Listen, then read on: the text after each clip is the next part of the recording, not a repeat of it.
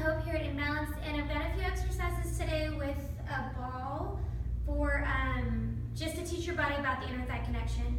So you could use a ball. If you don't have a ball, you could use like a pillow if you're at your house, just something that requires you to use your inner thighs to hold it in place.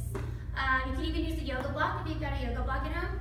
So these are just simple, basic exercises, nothing advanced or complicated, just to teach your body about the inner thigh connection. So these lost, forgotten muscles of the legs that most of us rarely use unless you're doing Pilates, really have a huge impact on your posture, on back and hip pain. So a lot of people that suffer from back pain, from hip pain, from knee pain, it's from weak inner thighs. Those adductors, the muscles that draw your legs together, really put strain or can put strain on your knees and on your hips.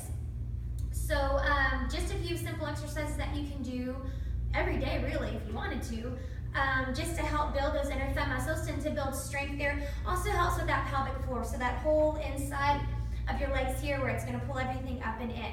So starting with the ball in between your ankles, or you're using a yoga block or pillow or whatever, and just doing a simple roll down. So drawing the legs together, really finding the inner thigh connection. So not just using the ball as a placeholder, but actually activating your inner thighs to hold the ball in place.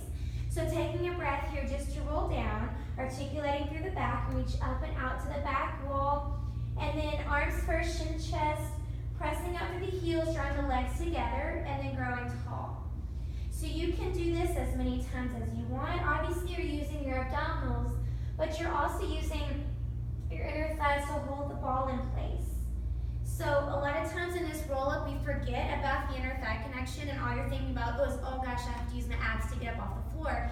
It's actually your whole body working to get your upper body up off the floor for that roll-up.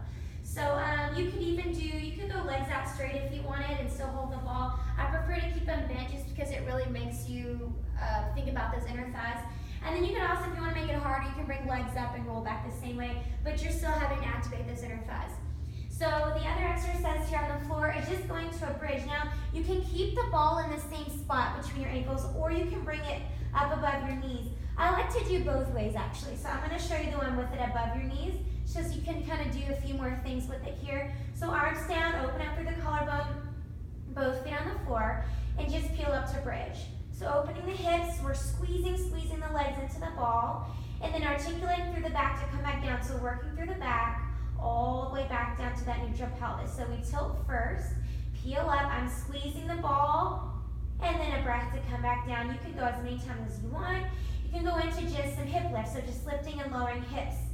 Still activating those inner thighs, so thinking about using your inner thighs as you lift the hips, and then you can hold it at the top, add some pulses here. Pulse, pulse just into the ball, so both legs squeezing into the ball until they burn like crazy and you want to come down.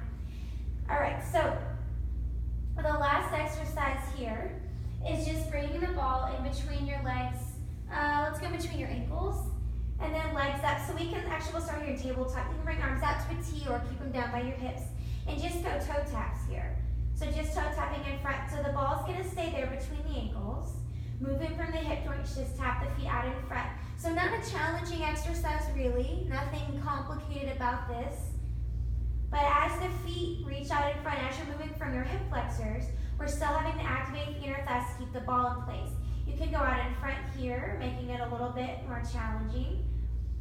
And then what I like to do after I finish a few sets there is just extending the legs straight up to 90 degrees and then go little pulses. So I'm just squeezing, squeeze, squeeze, squeeze, both legs into the ball. Really activating those inner thighs when the legs are in that vertical position.